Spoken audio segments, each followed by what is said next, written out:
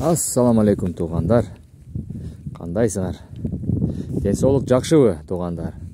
Бизде аба ырайы бүгүн 1 декабрь +2 градус.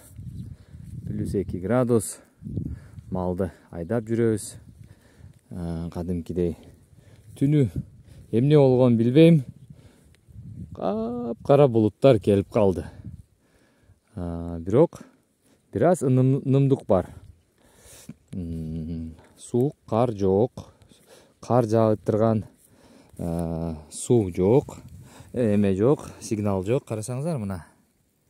Суу. Бул тоң эмес. Суу. Мынакей. Тоң эмес суу. Бул деген минус жок. Достор, ошол дагы бир эме айтып кетейин дегем. Бүгүн мал Кыргызстанга жакын ортодо мен өзүмдүн кунажын, торпокторумду, букаларымды Кыргызстанга алып барайын деген оюм бар. Ошого эгерде сиздерге жакшы таза кандуу кунажындар, сүт багытындагы, сүт эт багытындагы эгерде керек болсо, мага кайрылсаңыздар болот. Мен өзүмдүн кунажындарымды биринчи, экинчи туушу, экинчи жолу туй турган богоз кунажындар бар. Ичинде 6 айлык, 5,5 айлыктар баласы менен богоз кунажын жана уй, чоң уйлар бар.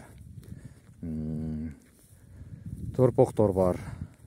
Арасында кунажын боло турган жакшы торпоктор бар. И албетте боло турган таза кандуу букалар бар. Ошо достор, азырынча план боюнча Бишкекке алып барайын деген оюм бар. Эгерде араңыздарда толугу менен баарыны бирөө ортодо 5-тен 3-тен кылып алып коем десе, албетте жүктөп жөнөтүп жиберсем болот машинага. Документтерини дагы жасап, кадимкидей эле. Эгерде кызыктуу болсо, мен номеримди байлап коеюн достор. Ошол номерге мага чаластар. Бааларыны келишим түрдө мен сиздерге документини, жол киресини кошуп, албетте жөнөтүп жибергенге мүмкүнчүлүгүм бар. Ошол мен мурунтан айтып жүрөм. Мал чарбачылыкка, мал ташыганга ким кызыктуу болсо чалгыла деп. Ошол койлор калат, койлорду алып барыш өтө кымбатка түшөт. Ошого көп адамдар кой ташыбайт. Себеп койдун документтери ар бир башына өтө кыйматка түшөт. Анан Кыргызстандан бери мен арашан койлорду алып келгенге аракет кылайын. Ошол уйларым сатылып кетсе, арашан койлорду алганга, кимде таза кандуу документи бар, Россияга чыгарып кете турган документтери даяр болсо, ошондой документтери менен болсо, мен албетте сиздер менен байланышып, сиздердин документи бар койлоруңузду алганга аракет кылам.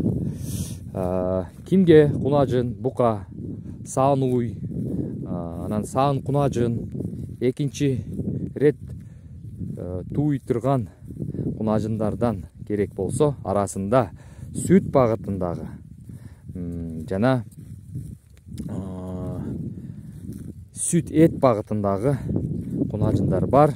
Ошолорду мен өзүмдүкү Кыргызстанга алып барып сатайын деген аракеттемин.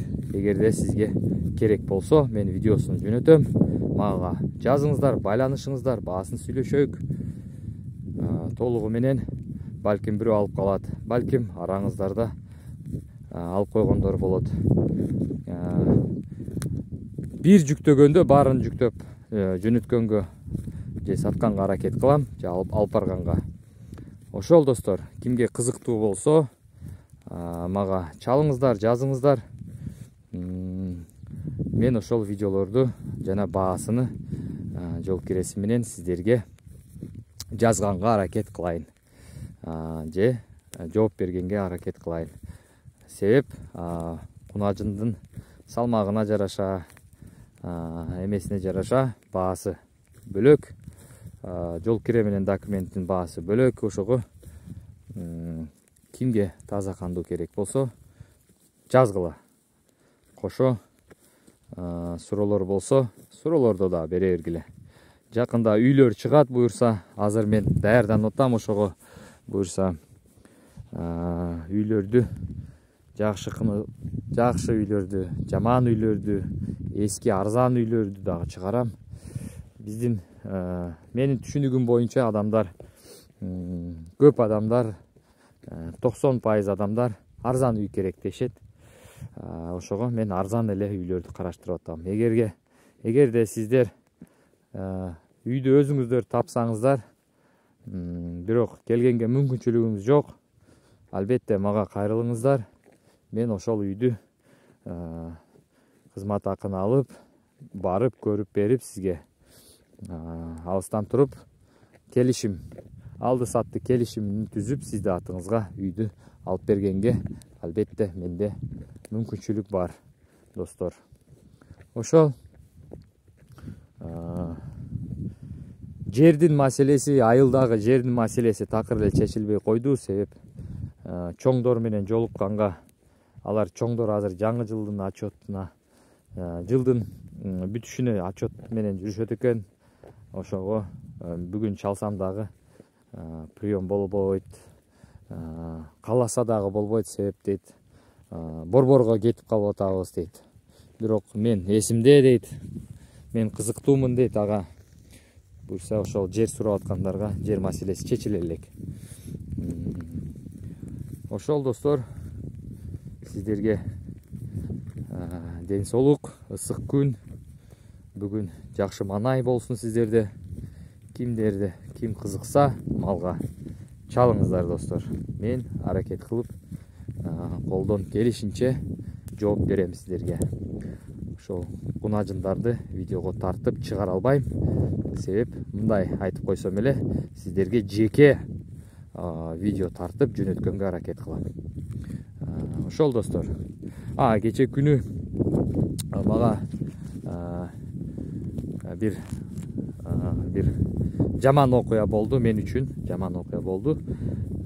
Кандай окуя? Мен биздин жердешибиз менен айтышып кеттим. Ошол адамды мен башка адам менен адаштырып алыппын. Менден улуу киши экен. Мен ошол кишиге маселебизди чечип алдык биз. Албетте чечип алдык. Менден айып өттү. Мен тактабай эле ошол окшош бир эмелер болуп кетти да. Окшош бирдей эле окуя болуп кетти. Бирок бирөөсүнүн ошол бир аз эмеси, мааниси башка болчу. Мен ошол адам мага чалыптыр деп эме кылсам, ал башка адам экен. Мен ошол адамдан чалып маселемди чечип алдым. Албетте кечирим сурадым. Азыр деле кечирим сурап коем. Аке, кандайсыз, жакшысызбы? Кечирим сурагандан айыбы жок дейт. Дагы эле менден өттү. Мен тактабай ошол бир аз тентектик кылып койдум сиз менен. Бирок баары жакшы, Кудай кааласа чечип алдык маселебизди. Маселе чечилди. Сизге салам, сизге сабыр. Сабырыңыз жакшы экен, күчтүү экен. Ошо таң калыштуу. Сизден мен сабак алышым керек, сабырдан. Рахмат достор, саламатта болуңуздар.